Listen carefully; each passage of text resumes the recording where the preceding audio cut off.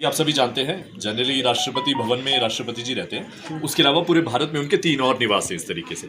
सबसे पहला तो आप अपने सामने देख रहे हैं ये समर रिट्रीट है, तो जो कि 1850 में इस बिल्डिंग का निर्माण हुआ था। 175 वर्ष पुरानी ये बिल्डिंग हो चुकी है। ऐसा ही एक और निवास राष्ट्रपति जी का हैदराबाद का सिकंदराबाद में है, जिसे राष्ट्रपति निलयम कहते हैं। आप सर वहीं से ओके।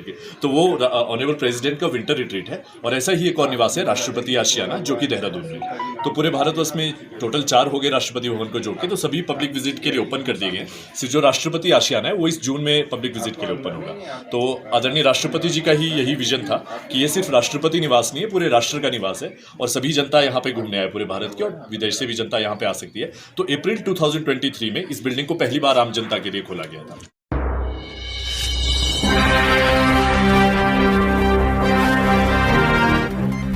शिमला में इंडियन मीडिया जर्नलिस्ट यूनियन का राष्ट्रीय सम्मेलन संपन्न होने के पश्चात शिमला में स्थित राष्ट्रपति निवास स्थान दी रिट्रीट भवन को भेंट दी गई। साथियों, आपको ज्ञात होगा कि पूरे भारत में राष्ट्रपति का निवास स्थान 4 जगह पर है। पहला निवास स्थान दिल्ली में, दूसरा शिमला में, तीसरा सिकंदराबाद में और चौथा देहरादून में है। शिमला में भारत के राष्ट्रपति का ग्रीष्मकालीन आधिकारिक निवास है। यह शिमला, हिमाचल प्रदेश में स्थित है। राष्ट्रपति निवास को द रिट्रीट बिल्डिंग के नाम से जाना जाता है। यह इमारत मूल रूप से कोटी रियासत के शाही परिवार की थी। राष्ट्रपति द्रौपदी मुर्मू अपने शिमला दौरे पर इसी भवन में ठहरती हैं। इसी शिमला के दी रिट्रीट राष्ट्रपति निवास स्थान की जानकारी वहां पर कार्यरत मार्केटिंग एसोसिएट अजय भारद्वाज ने ईटी न्यूज चैनल को शाही अंदाज में दी हैं। सुनते हैं उनकी जुबानी राष्ट्रपति निवास संबंधी संपूर्ण जानकारी। बहुत ही ऐतिहासिक बिल्डिंग है ये। सन 1850 में इसका निर्माण हुआ था। तो ये जो आप अपने सामने अभी कॉम्प्लेक्स देख रहे हैं, वैसे विजिटर्स को यहाँ पे घूमने के लिए बहुत सी लोकेशंस हैं। एक तो आप जो ये मेन बिल्डिंग एरिया है, उसके अलावा आप अपने पीछे देख सकते हैं ये लॉन एंड गार्डन एरिया है। तो यहाँ पे काफ़ी अच्छा भी ट्यूलिप ब्लूम भी ये सीजन चल रहा है। काफ़ी लकी आप लोग इस टाइम पे आए। ये कुछ लिमिटेड टाइम के लिए होता है, 15-20 दिन, 1 महीने के लिए ट्यूलिप ब्लूम रहता है। तो बहुत से ट्यूलिप्स यहाँ पे अभी लगे हुए हैं।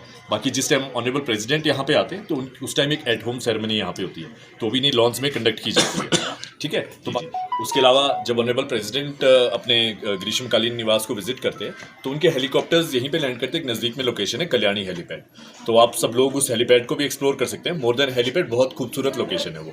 उसके अलावा आप और कॉम्प्लेक्स देखेंगे, इस तरफ का जो रीजन है सारा बागीचा ऑर्चर्ड एरिया है राष्ट्रपति निवास का। उस तरफ आपको हरे रंग का एक छत जैसा स्ट्रक्चर दिख रहा होगा, गजीबो पॉइंट जो है, तो व्यू पॉइंट है। वहाँ तक भी एज अ विजिटर्स आप लोग जा सकते हैं। काफ़ी ग्रीनरी वाली जगह भी। तो अभी यहाँ की सिर्फ 50% ग्रीनरी आई है। जब मानसून, आप जैसे अब मानसून की तरफ बढ़ता रहेगा सीजन, तो खासकर ये जगह जानी जाती है अपने जो जंगली फूल यहाँ पे खिलते हैं, वाइल्ड फ्लावर्स जो होते हैं।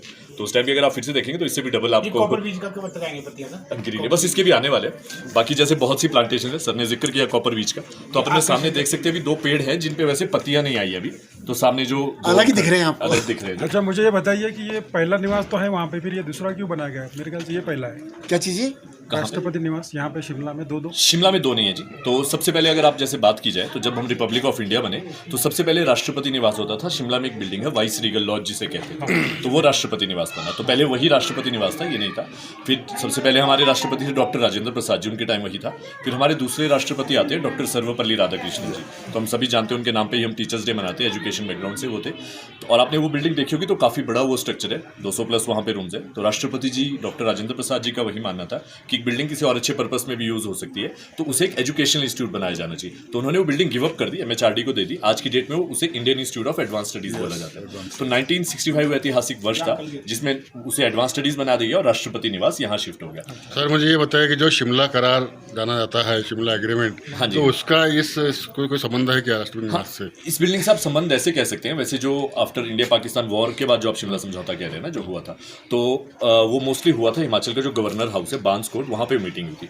बट उस मीटिंग के बाद जो उस टाइम के प्राइम मिनिस्टर थे, प्राइम मिनिस्टर का नाइट स्टे यहाँ पे था, तो वो रिलेशन है। यहाँ पे मीटिंग वो गवर्नर हाउस में हुई थी, जो बांस कोट कहते हैं। और जैसे आपकी बात कर रहे थे आप कि इस बिल्डिंग का उससे पहले क्या यूज होता था, तो ये जैसे बताया काफी ऐतिहासिक बिल्डिंग है। 1850 में बनी थी, तो 175 वर्ष पुरानी हो चुकी है। तो वैसे इसकी जो हिस्ट्री काफी हद तक ब्रिटिशर्स से जुड़ी है। बट ऑल्दो ये बिल्डिंग ब्रिटिशर्स ने नहीं बनाई है, यहाँ के ये राजा थे। एक नजदीक में जगह है क्यारकोटी, तो पुराने टाइम में रियासत हुआ करती थी क्यारकोटी, तो राणा ऑफ कोटी के अंदर ही ये इलाका आता था, तो उन्होंने ये बिल्डिंग बनाई थी। बट उसके बाद एक वर्ष आता है 1864, 1864। तो 1864 वो ऐतिहासिक वर्ष था जिसमें ब्रिटिशर्स ने शिमला को पूरे इंडियन सब कॉन्टिनेंट की समर कैपिटल डिक्लेयर कर दिया था। तो उस टाइम पाकिस्तान, बांग्लादेश जो भी सारा पार्ट है वो एक ही आता था और शिमला में ही उसकी समर कैपिटल होती थी। मतलब कहने का मतलब है जो वाइसरॉयज होते थे वो मार्च टू अक्टूबर मंथ शिमला में रहते थे। तो आपने एक बिल्डिंग जो बता रहे हैं वाइसरीगल लॉज जो देखिएगी वो टेक्निकली उनका रेजिडेंस और ऑफिस होता था। बट जैसे हम जानते हैं ये वेस्टर्न कंट्रीज में वीकेंड कल्चर काफी पहले से चलता आ रहा है, तो वाइसरॉय शिमला में भी वैसा करते थे। तो मोस्टली वीकडेज वहाँ पे स्पेंड करते थे और अपना वीकेंड मनाने के लिए यहाँ पे आ जाते थे। तो इन अ वे ये जो बिल्डिंग आप अपने पीछे देख रहे हैं मतलब 1890s की बात कर रहा हूँ मैं। तो 1890s के बाद से जब तक ब्रिटिश एम्पायर के अंडर हम थे तो ये ब्रिटिश वाइसरॉयज का वीकेंड हाउस रहता था। तो यहाँ पे अपना वीकेंड स्पेंड करने आते थे ये। तो इस जगह को ही स्पेसिफिकली उन्होंने क्यों चूज किया था इसकी भी कुछ एक रीजन है। सबसे पहला तो जैसे अभी आप लोग यहाँ पे खड़े हैं तो ये एलिवेशन है 8300 फीट की ऊंचाई पे अभी आप लोग खड़े हैं। वैसे यहाँ पे और भी हाइट वाली लोकेशन है, कल्याणी हेलीपैड आप देख रहे हैं तो उस पर हाईएस्ट पॉइंट आपको 8600 फीट पे भी देखने को मिलेगा। तो और जो मेन शिमला टाउन है वो है 7200 फीट पे। तो जैसे वाइसरॉय कहने का मतलब मेन शिमला में रहते थे वाइसरीगल लॉज में, तो जब यहाँ पे आते थे तो 1100 फीट ऊपर आने पे बहुत ठंडक का महसूस होता है। आप देखेंगे, आप क्लाइमेट डिफरेंस आपको भी दिखेगा। ये पूरा फिगर सी लेवल का, हाँ above sea level exact 2500 metres पे अभी आप लोग। तो ये एलिवेशन है यहाँ की। और दूसरा आप देखेंगे बहुत डेंस फॉरेस्ट कवर है। तो आज की डेट में इस तरफ अब आज की डेट में हंटिंग तो नहीं होती है बट पुराने टाइम में आप जानते हैं हंटिंग भी लोग करते थे। तो आज की जो ये इस तरफ इलाका है ये सर आज की डेट में भी वाइल्ड लाइफ सेंचुरी का ही पार्ट है। तो पहले तो और भी ज़्यादा वाइल्ड लाइफ होती थी, आज की डेट में भी वाइल्ड लाइफ प्रेजेंट है। अभी भी हाँ वाइल्ड लाइफ सेंचुरी का पार्ट है। जैसे Shimla water catchment wild life sanctuary है ना, तो उन्हीं के साथ हम बाउंड्री शेयर करता है राष्ट्रपति निवास जो है यहाँ पे।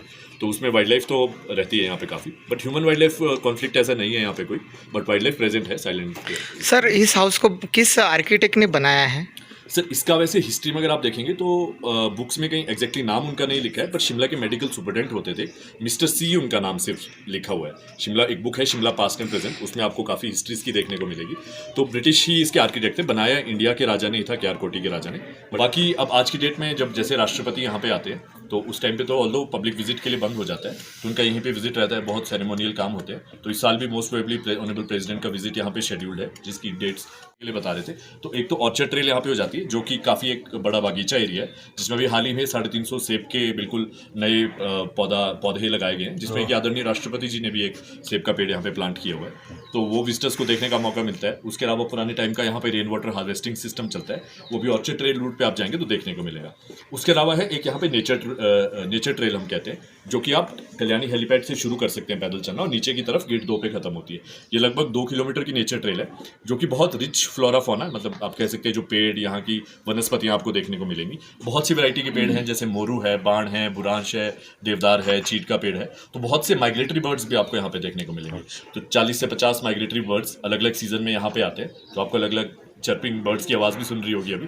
तो अगर शांति में आप इस ट्रेल पे जाएंगे तो बहुत अच्छा एक्सपीरियंस एक रहता है। और जैसे अब बरसात की तरफ मौसम बढ़ेगा तो बहुत जंगली फूल भी यहाँ पे खिलना शुरू हो जाते हैं। तो ये कुछ 4-5 लोकेशंस है, जैसे Kalyani helipad, orchard trail, nature trail, main building, इन सबको आप एक्सप्लोर